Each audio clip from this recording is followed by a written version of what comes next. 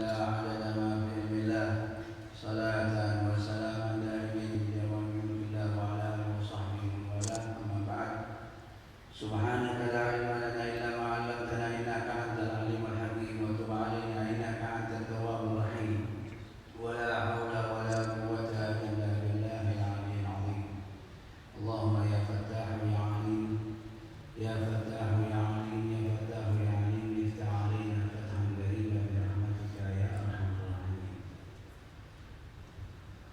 معاشر الحاضرين والحاضرات رحمكم الله, وبالخصوص para habaib,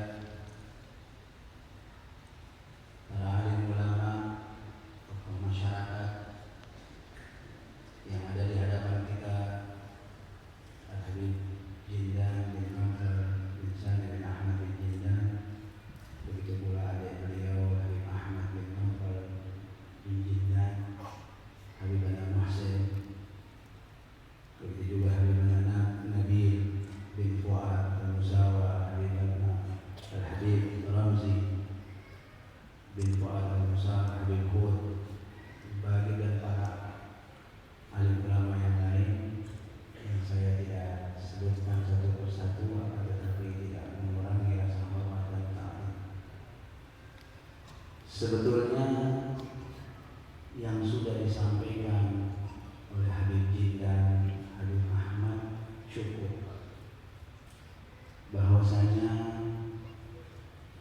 ini majelis adalah majelis Rasulullah SAW, bersambung dari guru ke guru ke guru sampai maha guru, yaitu Rasulullah SAW. Daripada Al-Habib Mundir rahimahullah rahmatul abrar,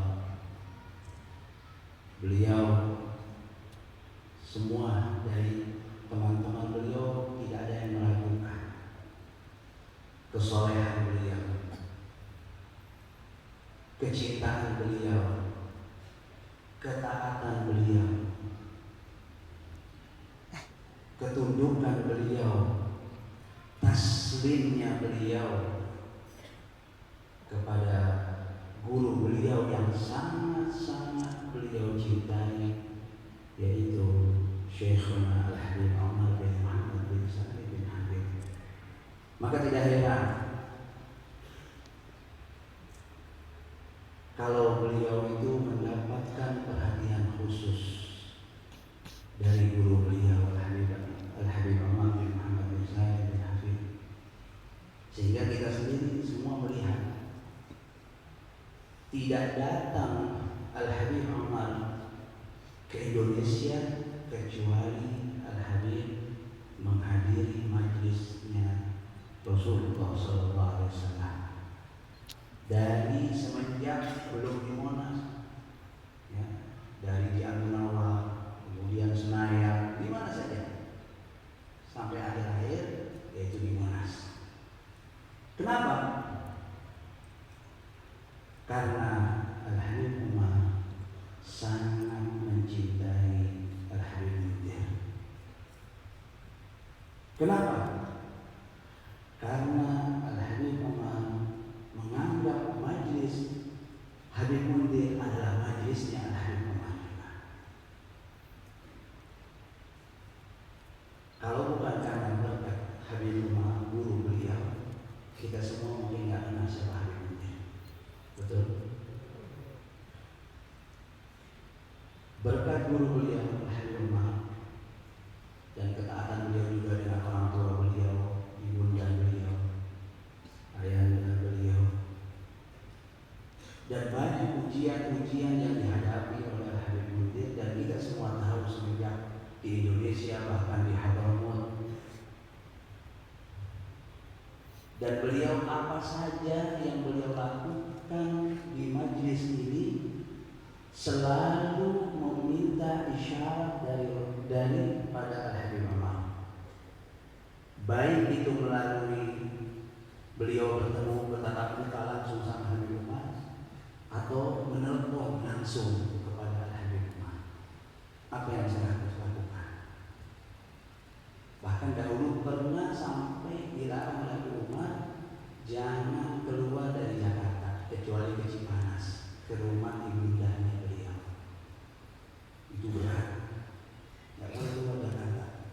di Jakarta aja, kecuali ke rumah ibunda beliau di Cimanas.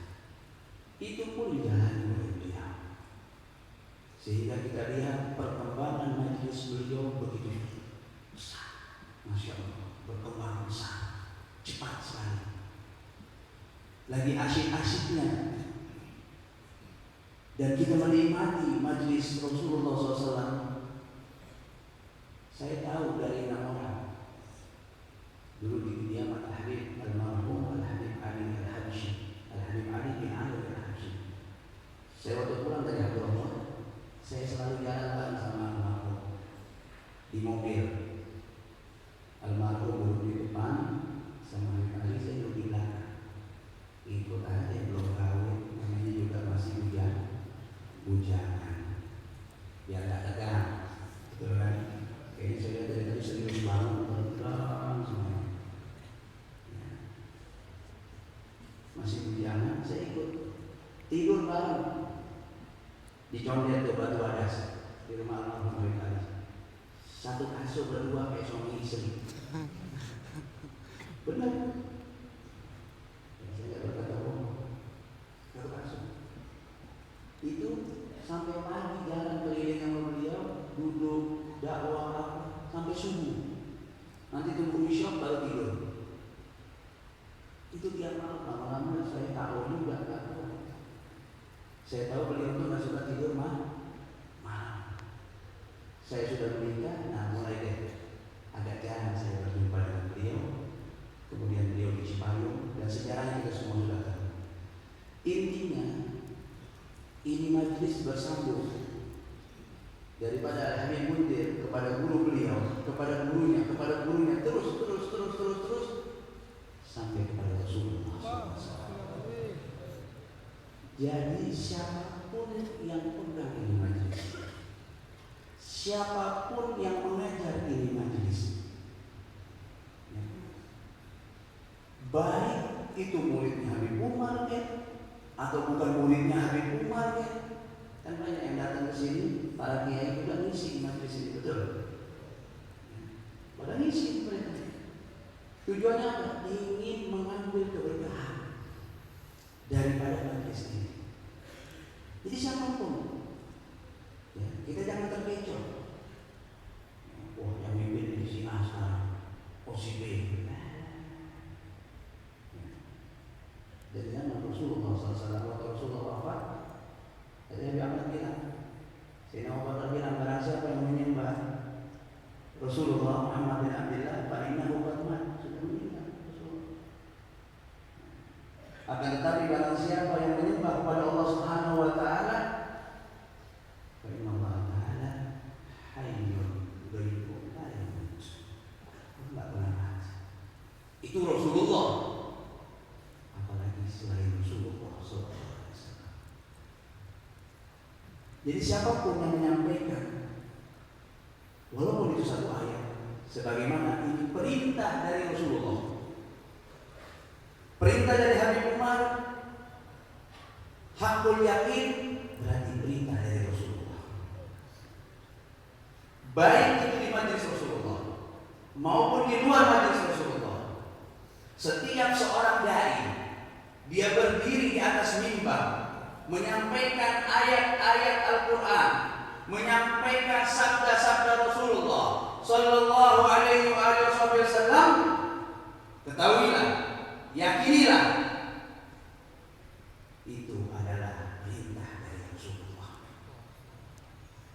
Sebagaimana Rasulullah SAW bersabda, qala Rasulullah SAW, ballighu anni walau ayat. Balighu amr, taklif, perintah. Rasulullah bilang balighu berarti taklif, kewajiban, perintah dari Nabi Muhammad. Anni tashrif. Balighu tadi taklif, kewajiban. Anni tashrif, kehormatan, kemuliaan. Seorang dai, baik dia itu kiai atau bukan kiai, baik itu dia habaib atau bukan habaib, tatkala dia menyampaikan dakwah Rasulullah Sallallahu Alaihi Wasallam, kalian yakini yang dia ucapkan yang keluar dari lisannya min lisani Rasulillah. Dari lidahnya Rasulullah. Berarti ini enggak hormatin dia. Ente sama juga enggak hormatin Rasulullah. Andai kata Rasulullah sallallahu alaihi wasallam tidak mengizinkan dia untuk menyampaikan, langsung pelok lidahnya. Betul? Pernah lihat orang pelok? Enggak bisa ngomong. Pernah satu kali penceramah kiai besar, udah mic dia pegang, dia baru ngomong assalamualaikum, nggak bisa. Dia bilang mau disantet gua, nggak bisa ngomong. Ada lagi mau ngomong dia bingung, lupa mau ngomong apa, hilang ingatannya. Ani Rasulullah tasyrif. Jadi jangan sombong. Ente dipilih oleh Allah Subhanahu wa taala menyampaikan, jadi seorang dai, seorang guru. Ente penyambung lisan Rasulullah. Tapi ingat, amanah. Artinya amanah, jangan sembarang ucap, jangan sembarang ngomong, jangan asal ceplas-ceplos. Yang sekarang banyak kita lihat, mereka dai-dai, ya, belabelkan ustaz, kita nggak tahu gurunya siapa, belajarnya di mana kita nggak tahu, tiba-tiba muncul di TV udah langsung jadi ustaz. Betul? Fatwa enteng banget, ringan. Apa nih hukumnya ustaz? Nih. Apa hukumnya ustaz? Nih. Nggak ada yang mau bawa alam. Kalah Imam Malik, kalah Imam Syafi'i. Walaupun itu kemuliaan, kehormatan, tapi ingat, ente menyampaikan anni tasyrif min Rasulillah. Berarti kalau ente menyampaikan bukan dari Rasulullah, dari otak ente, dari hawa nafsu ente, daripada keinginan ente, jangan heran kalau orang enggak berpengaruh hatinya yang mendengar ceramah ente. Sebagus apapun konsep yang ente bikin, sehebat apapun ente mengarang ceramah ente, itu udah tulis, ya, kalau perlu berhari-hari, biar kalau ada ceramah orang pada nangis semuanya. Ada orang begitu. Gimana ceramah orang? Ada lagi yang lebih balak. Gimana caranya buat ceramah orang pada ketawa semua, pada lucu, jadi pelawak. Betul? Dia lupa balik ruhani. Jadi kita hormati siapapun orangnya, dari manapun asal usulnya, selama dia menyampaikan itu dari Rasulullah, dia menjaga, memegang, berpegang teguh dengan amanat Rasulullah SAW, tidak sembarangan bicara, bukan qaulun mudhil, dia udah sesat, menyesatkan orang lain, itu jangan kita dengar. Berarti bukan ahli, bukan dari Rasulullah. Walau ayat. Yang ketiga Rasulullah bilang, walau ayat. Takhfif. Pertama, beliau taklif, anni tasyrif, walau ayat. Takhfif, keringanan. Jadi ente menyampaikan kebenaran dakwah Rasulullah SAW, nggak usah tunggu imamah ini udah segede ban Vespa, nggak usah tunggu ente hatam Sahih Bukhari, nggak usah tunggu ente hafal Quran 30 juz, ente menguasai segala itu. Ente tahu Fatihah, ente wajib mengajarkan Fatihah sama orang yang nggak tahu Fatihah. Ente tahu wudu, ente berkewajiban mengajarkan orang lain untuk berwudu. Ente tahu tentang ilmu sholat, ente wajib menyampaikan tentang ilmu sholat bagi orang yang nggak tahu tentang sholat. Dan menyampaikan dakwah Rasulullah tidak hanya di atas mimbar ini. Paham? Di kantor ente bisa menyampaikan dakwah Rasulullah, sehingga orang bisa sadar. Orang yang tadi teman kantor ente yang tadi nggak sholat jadi sholat. Di rumah ente sampaikan, itu lebih panas keluarga ente. Di kantor, di rumah, di bis, ente lagi di bis, nyampein. Ente kan hadir majelis nih, ente berkewajiban ilmu yang ente ketahui dari ente hadir setiap malam Selasa di majelis ini atau di tempat lain,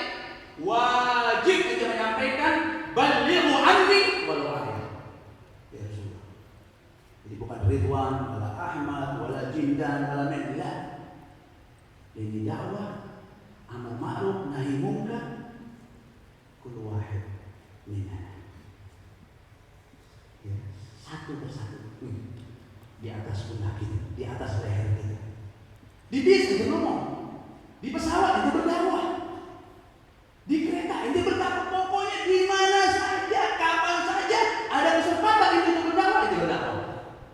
Jangan ente mempersempit yang luas. La tudayyiqu al-wasi'. Jangan engkau menyempitkan yang luas. Allah kasih majal dakwah ini luas. Ya. Allah kasih majal dakwah ini luas. Jangan kita persempit. Oh, kenapa ini? Oh, afwan bukan ustaz. Lastu ahlan fi dzalik. Ana bukan pantas untuk bicara. Tatkala yang dikatakan ana ahlan fi dzalik, ada ainul kibir. Itulah bentuk kesombongan. Siapapun yang berdiri di sini dia merasa gua nggak pantas untuk ngomong di sini. Lastu ahlan bidzalik, lakin laisa bilisani, biqalbi, bukan ngomong dengan lisan, ngomong dengan hati. Lianna Allah Subhanahu wa taala muttali'un ila al-qulub, la ila lisan. Allah perhatikan hati kita. Allah la yanzuru ila suwarikum, la ila lisanikum, la ila suwarikum, walakin yanzuru ila hati yang dia. Ada lagi orang nggak ceramah diam aja. Di zaman salah satu aulia Habib, kalau nggak salah Habib itu kalau saya di Surabaya. Ini orang alim besar, disuruh sama ini tokoh ini pemimpin Alawiyin saat itu bulan bicara. Dia udah gemes, dia udah gergetan, lidahnya udah mau ngomong. Kenapa? Dia dengan lillah saya mau nyampaikan.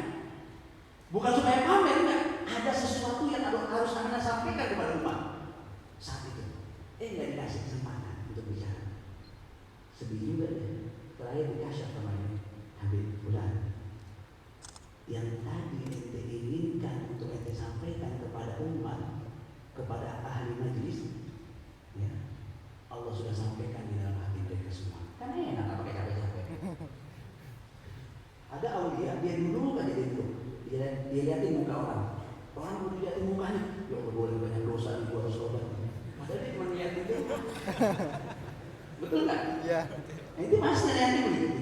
Oh, kayaknya dia tahu nih anak banyak dosa nih. Pulang langsung nggak berani lagi bikin dosa. Syufatun nas ada. Yukallimun nas. Dibunuh.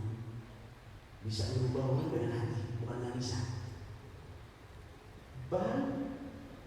Ad-da'wah bil hal afsah min ad-da'wah bil maqal.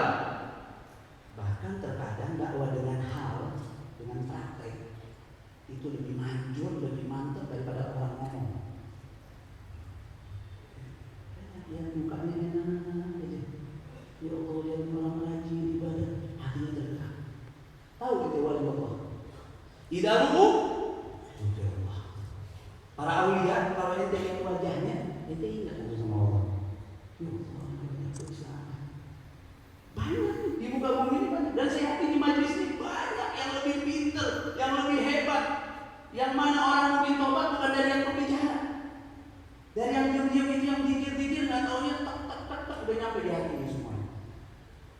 Ya, jadi saya nggak panjang lebar. Sudah jam 10. Ya, insya Allah minggu-minggu yang akan datang kalau panjang umur, insya Allah ada kesempatan juga Allah.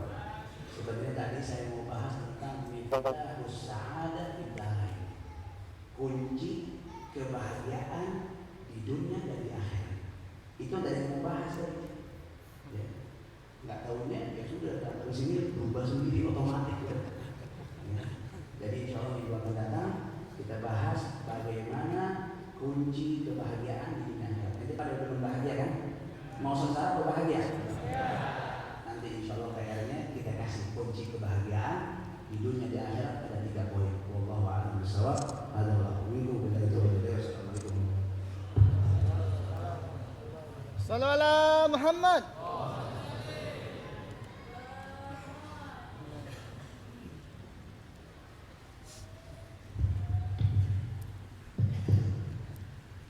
Bismillahirrahmanirrahim. Alhamdulillahirabbil alamin. Rabbi shrah li sadri wa yassir li amri wahlul 'uqdatam min lisani yafqahu qawli. Allahumma shalli ala sayyidina Muhammad salatan tahfidhu biha al-qulub wa tuslihu biha al-qulub wa tantaliqu biha al-usul wa tahdimu biha al-usul wa ala alihi wa sahbihi wa man ilahi. Alhamdulillah, para hadirin dan hadirat yang dimuliakan Allah.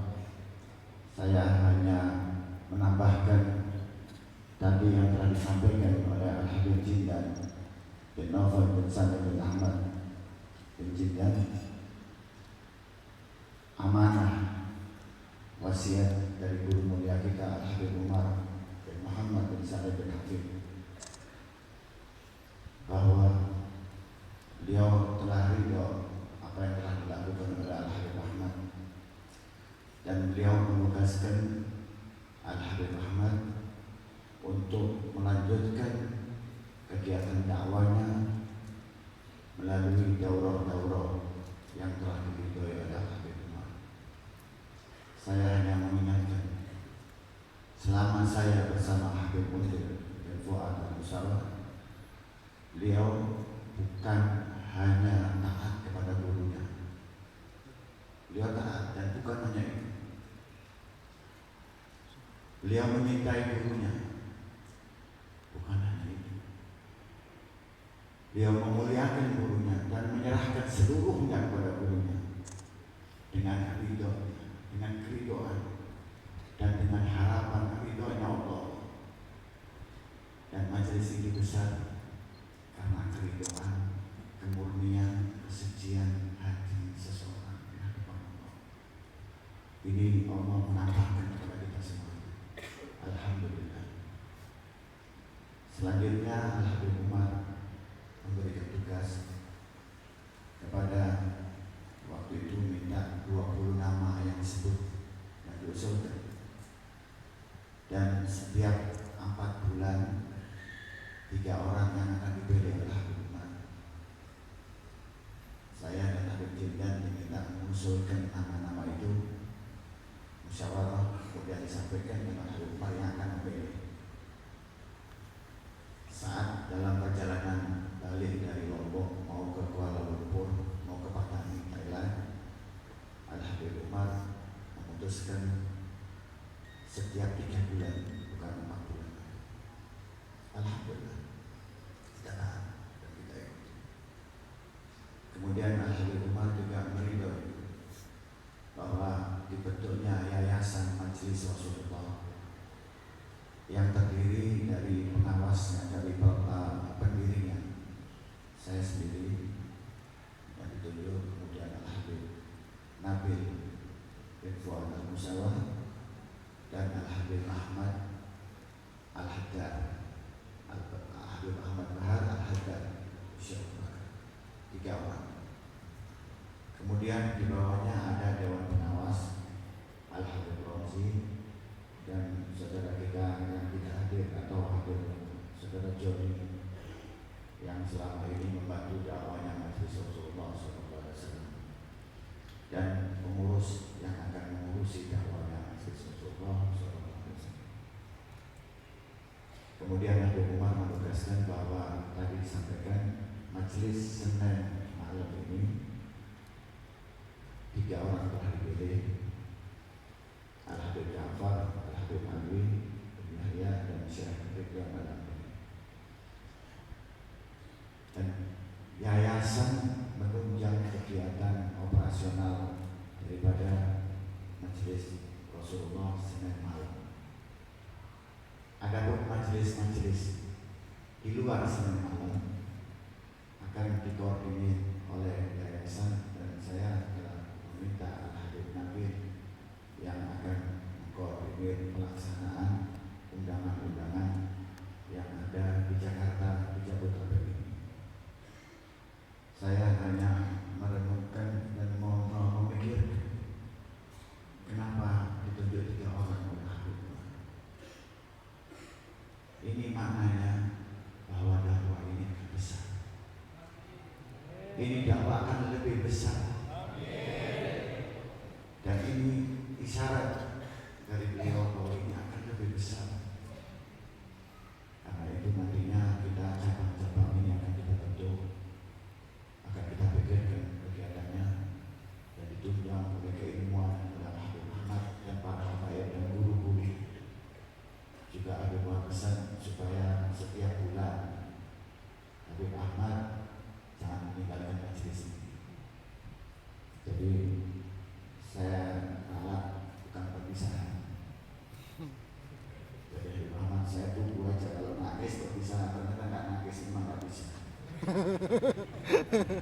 Masih ketawa, jadi nggak berbisnis. Artinya masih ditugaskan, karena saya waktu jalan di airport sama Umar bilang, Habib Ahmad supaya datang sebulan sini, dan sedikit. Dan begitu pesan dari Habib Umar. Dan sebelum saya tutup, saya mengingatkan kepada jamaah bahwa di dunia ini ada dua golongan manusia.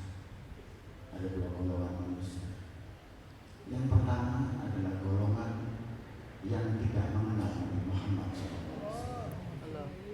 Golongan yang tidak pernah mengucapkan dua kalimat syahadat.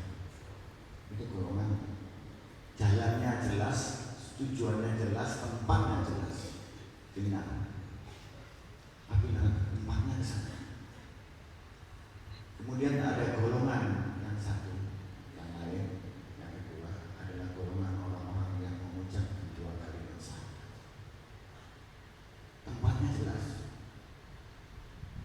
Minggu kemarin Al-Habib menyampaikan salah seorang sahabat Rasul Taubat karena cintanya kepada Rasulullah turun malaikat Jibril perintah dari Allah yang menyatakan orang akan dikumpulkan bersama orang yang dicintainya. Dan alhamdulillah para jemaah, Rasulullah SAW menyintai kita.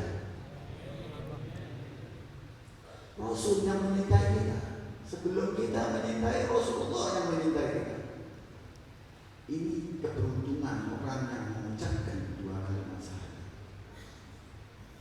Dalam golongan ini ada dua golongan juga, ada dua kelompok.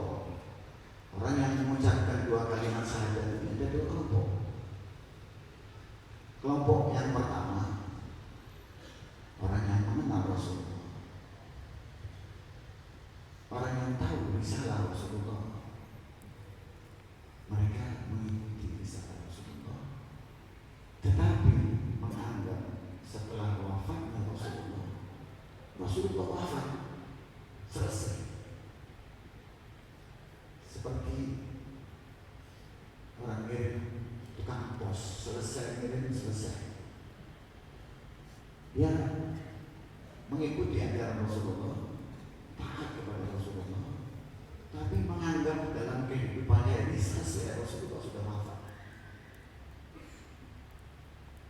Golongan yang kedua dalam golongan yang bersahadat ini, orang yang tidak pernah lepas cintanya kepada Nabi Muhammad dan hidup bersama Rasulullah SAW. Majelis ini adalah golongan itu. Kita ini insya Allah digolongkan oleh Allah sebagai golongan yang tidak pernah merasa wafatnya Rasulullah pisah dari kita. Beliau ada bersama kita, sholat kita bersama Rasulullah. Kita mengucapkan salam sebagaimana kita berhadapan dengan Rasulullah. Dan apapun yang kita lakukan, kita melihat Rasulullah.